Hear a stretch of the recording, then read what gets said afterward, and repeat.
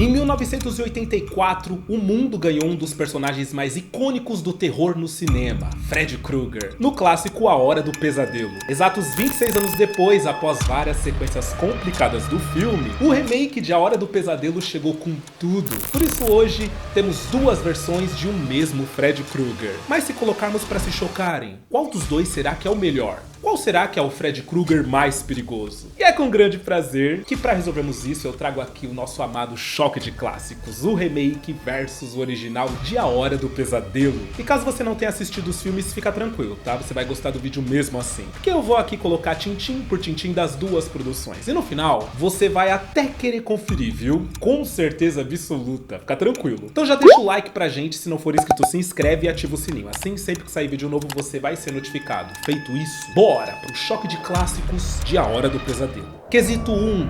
O roteiro. E assim, normalmente eu só analiso o roteiro quando o remake é diferente do original. Nesse caso, é igual, porém é diferente. Relaxa que eu vou colocar aqui, vocês vão entender. No clássico de 1984, nós temos 4 jovens transantes, por assim dizer, que são animados, sabe? Mas que passam a ser atordoados por Freddy Krueger em seus sonhos. Em primeira instância, apenas perseguidos até que finalmente eles começam a ser mortos por ele. O plot do filme é a descoberta de que os pais deles mataram o Freddy Krueger há muito tempo atrás, queimando o cara, porque ele matou algumas crianças da rua. Por vingança, ele volta para pegar as crianças que ele não conseguiu matar e também se vingar dos pais que mataram ele. O enredo não seria esse, tá? Seria uma coisa muito mais pesada, porém pra época a produção achou melhor mudar, tava muito pesado pra aquela época. Porém no remake, a ideia original foi utilizada. E vamos a ele entender se a ideia era realmente muito boa. Vamos lá. No remake de 2010, nós temos um time de adolescentes não tão transantes, tá? Não tão legais, mas a gente vai falar melhor deles num quesito específico mais pra frente. Que são aí também perseguidos pelo Freddy Krueger, que conforme vai indo, vai ficando cada vez mais forte. A diferença positiva do remake pro clássico é que aqui essa questão de não dormir, ela é bem explorada. Eles pesquisam sobre na internet, tomam muito remédio, usam injeção de adrenalina, e aí com o tempo, tudo vai ficando bagunçado, sabe? O mundo real e o mundo dos sonhos. É bem interessante, porque realmente, quando eles estudam o que acontece com o cérebro da pessoa que não dorme, ela começa a perder a noção da realidade. Então, tipo, é inevitável, assim, uma hora ou outra o Freddy Krueger vai te pegar. Isso vai dando uma agonia na gente. Outra mudança foi a que eu comentei, já que aqui o Freddy Krueger, ele é pedófilo.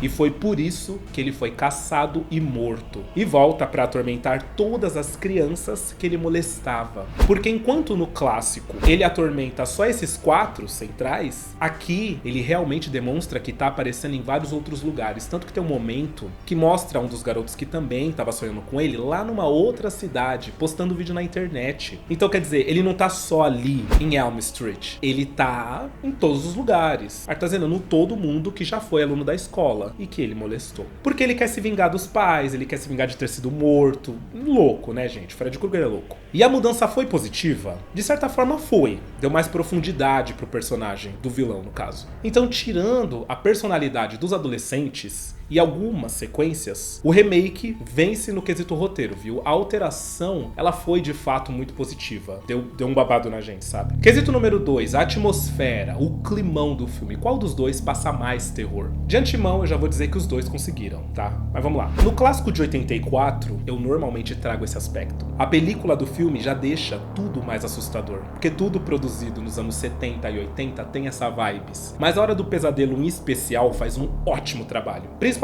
no que se diz a luz e sombra, a fotografia do filme, que faz o filme ser meio escuro, porém claro o suficiente para se poder enxergar. Porque, gente, eu tenho uma agonia de filme de terror que é escuro e ele é só escuro, você não enxerga nada. Agonia total, não gosto. Os momentos que se passam dentro do sonho tem um pequeno blur, né, nada demais, que traz a diferença entre o mundo real e o mundo dos sonhos, o que é muito legal. A direção, unida à trilha sonora inesquecível, também ganha demais a gente. Conforme a história avança, vai fazendo a gente ter mais e mais medo do Freddy Krueger.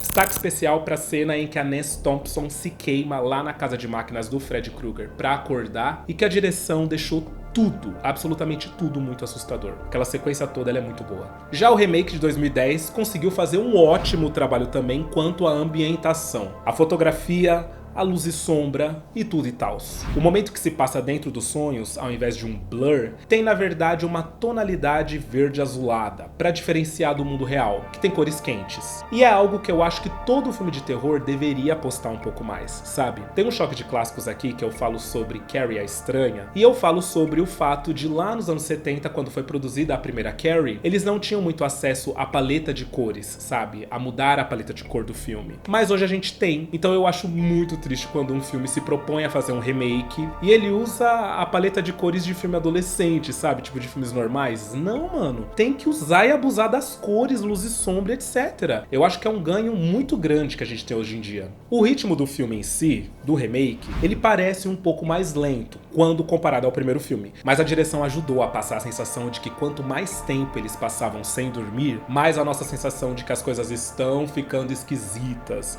Eu não sei de fato dizer por quê, mas é exatamente assim que a gente se sente quando a gente assiste. E a menção honrosa aqui vai pros jump scares do remake, que são muito bons. Are you okay?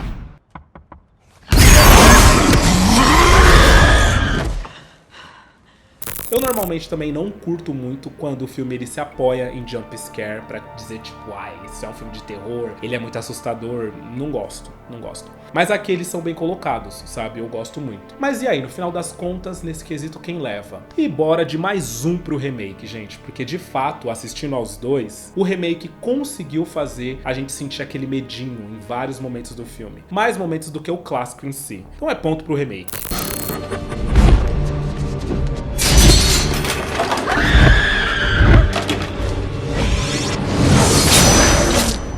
E vamos ao quesito número 3, as cenas clássicas, ou melhor, a adaptação delas. Nesse remake, apesar de diferente, em vários aspectos ele trouxe várias cenas que fizeram o clássico memorável, e óbvio, adaptou elas. Então vamos ver em qual dos filmes elas ficaram melhores. A primeira cena, a da banheira, uma das cenas mais memoráveis do cinema, que tanto no clássico quanto no remake é a mão do Freddy Krueger surgindo ali, igual. Isso eles não alteraram. Mas o que acontece a seguir sim. Enquanto no clássico a Nancy é puxada pra baixo e a gente entende que a banheira meio que se tornou praticamente uma piscina, numa sequência muito bem feita inclusive, no remake ela na verdade aparece em outro lugar e meio que explora uma memória antiga, né? Uma proposta bem diferente. Depois temos a cena em que a Nancy dorme na escola. No clássico, ela se levanta, vai pro corredor, desce até a sala de máquinas lá do Freddy Krueger e interage de fato com o vilão cara a cara, quase sendo morta. Já no remake, existe uma transição em CGI que transforma toda a atmosfera da sala e transporta para a presença do Fred que tá ali na lousa, que na real não faz nada com ela, é só uma cena de tensão mesmo. E aí a cena do ataque à melhor amiga da Nancy, que no clássico faz a garota se debater no ar, mas logo lança ela contra a parede numa cena onde ela se arrasta como se não houvesse gravidade, sabe? E essa cena é de fato inesquecível, é impossível assistir e não lembrar dela. Já no remake, a garota não chega a se debater na parede, ela só é jogada de um lado pro outro e logo já leva ao golpe final. E temos ainda a cena em que o Fred surge na parede para observar a Nancy dormindo, que no clássico é feito de forma prática, onde a gente vê que de fato é o próprio Fred Krueger ali descendo e tal,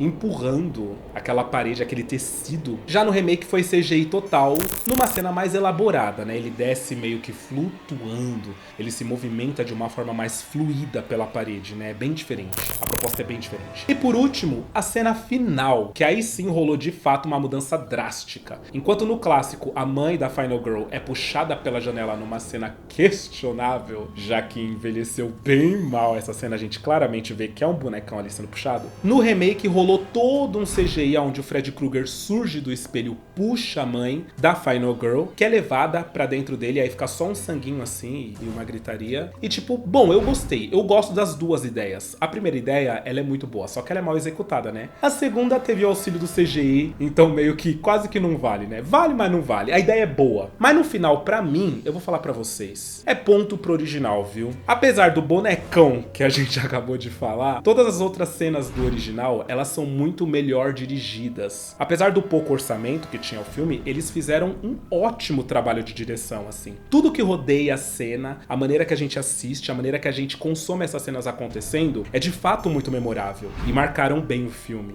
Então é ponto pro original.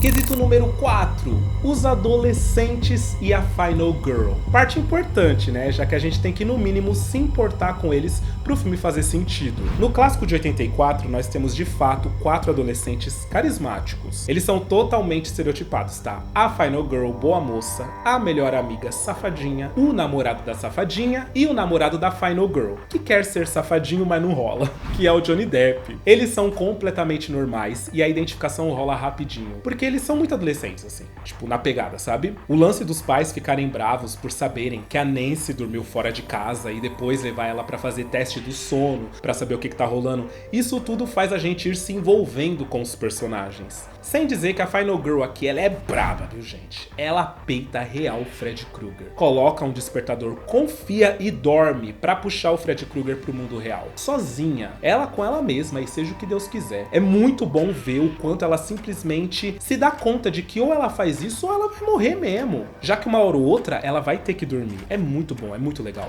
Já no remake de 2010... é complicado, porque o filme já começa com um cara ali sendo atacado pelo Freddy Krueger e é de fato morto. E o climão não melhora. No momento algum, os adolescentes, que não são nada estereotipados, ou seja, você meio que confunde eles, já que não tem nenhum traço marcante de fato neles, né? Nenhum traço forte. Nenhum deles faz coisa de adolescente. Eles não são alegres, não são felizes. E é exatamente essas, entre aspas, qualidades que vai sendo roubada pelo Freddy Krueger no clássico. Sem dizer que a Final Girl aqui é introduzida no filme pra lá de meia hora depois que o filme começou, sabe? Então, tipo, a garota que a gente meio que acompanha em todo o primeiro ato do filme e que de fato a gente meio que passa a se importar, morre. E a gente fica tipo, what? Ela era aqui equivalente à amiga safadinha da protagonista e Final Girl, que eu achei que ia também, sei lá, de alguma forma mostrar que é peituda mesmo, sabe? Vai cair pra cima do Freddy Krueger, mas não rola. Ela tem um plano que ela estabelece com o então namoradinho dela, né, meio que namoradinho, eles meio que oficializam que estão juntos. E eu não sei se de fato, assim, a gente sente a emoção que a gente sente no clássico com ela, sabe? Então, pra mim, os adolescentes aqui, apesar de muito talentosos, porque todos eles entregam o drama, são muito talentosos, eles não são memoráveis, sabe?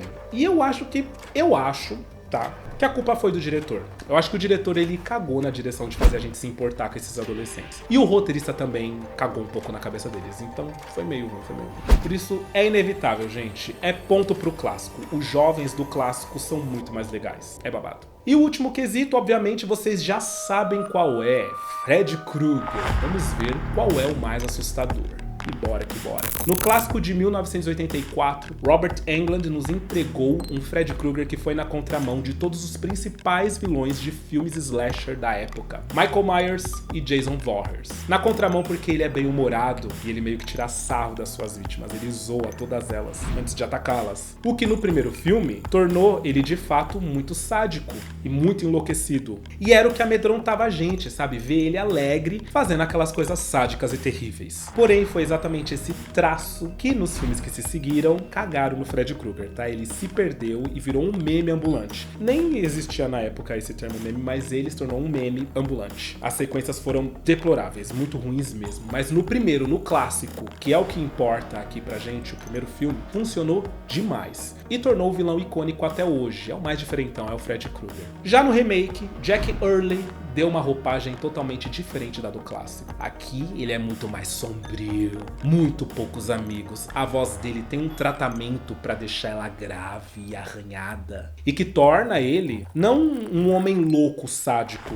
e sim um ser, uma entidade, um negócio do mal mesmo, sabe? A interação com os jovens, ela é direta, tá? Assim como os ataques. Enquanto o do clássico brincava com a vítima, no remake ele não brinca nada. Os únicos momentos em que ele meio que demora um pouco mais pra atacar é quando é preciso que ele entregue, de certa forma, algo que nos vai fazer entender a história. O lance que eles mudaram do clássico pra agora, tipo, quando ele fica passando a mão na menina, ficar falando que ela é a preferida dele. Só nesses momentos que ele demora mais pra atacar. No restante, ele chega e mata, e é isso aí, beijos. E aí eu te falo, gente, com Fred Krugers tão diferentes, pra quem podemos dar ponto, hein? Olha, talvez o meu saudosismo fale mais alto e eu vou dar ponto pro original, viu? Eu gosto muito do remake, eu acho que ele combina demais com a proposta do roteiro, com as mudanças, entende? Mas eu não sei. É muito engraçado ver o Fred Krueger rir enquanto ele corre atrás das vítimas. É tipo, é irônico e icônico, sabe? Tipo, é loucura. Então eu vou ter que dar ponto pro original, sabe? E com isso, é vitória do clássico, gente. Eu já perdi as contas de quantas vezes o clássico venceu e o remake venceu. Mas eu sei que tá bem pareado. O clássico, ele fez que fez, sabe? Ele botou um Fred Krueger que a gente quer queira, quer não se lembrar mais desse Fred Krueger loucão. Ainda assim, o remake fez um ótimo trabalho. Tirando realmente a direção dos personagens, né, dos adolescentes, que não me passam muita vibes de adolescente, sabe? E aí com isso fica complicado da gente meio que se importar com eles e com a morte deles. Eu acho que o filme fez um ótimo trabalho de ambientação e ele realmente é um filme de terror, com uma proposta que conversa muito com o mundo que a gente tá hoje, sabe? Eu acho que conversa mais até do que conversaria se fosse feito nos anos 80. Eu acho muito assertivo o Fred Krueger dos anos 80, lá nos anos 80. E pra mim é quem vence hoje. Eu quase dei empate pra parear os dois, porque eu realmente acho que se a gente unisse o que tem de bom no remake e o que tem de bom no original, daria um filme fantástico.